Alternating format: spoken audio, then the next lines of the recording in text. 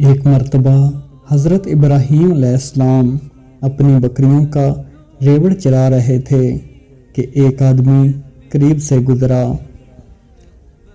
گزرتے ہوئے اس آدمی نے اللہ تعالیٰ کی شان میں یہ الفاظ بلند آواز میں کہے: پاک ہے وہ زمین کی بادشاہی اور آسمان کی بادشاہی والا، پاک ہے وہ عزت و بزرگی، ہیبت اور قدرت والا اور بڑے دبدبے والا۔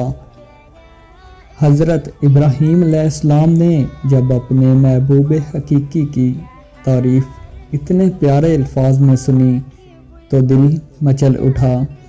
فرمایا کہ اے بھائی، یہ الفاظ ایک بار پھر کہنا۔ اس نے کہا: مجھے اس کے بدلے میں کیا دیں گے؟ تو آپ نے فرمایا: آدھا ریوڑ۔ اس نے یہ الفاظ دوبارہ کہہ دیے کہ بے قرار ہو کر فرمایا: اے بھائی، یہ الفاظ ایک بار دوبارہ کہہ دیجئے۔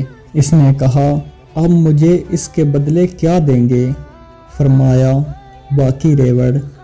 اس نے یہ الفاظ دوبارہ کہہ دیے۔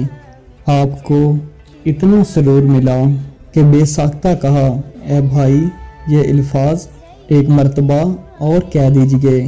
اس نے کہا: اب تو آپ کے پاس دینے کو کچھ بچا ہی نہیں، اب آپ کیا دیں گے؟ فرمایا: اے بھائی، میں تیری بکریاں چرایا کروں گا، تم ایک مرتبہ میرے محبوب کی تعریف اور کر دو۔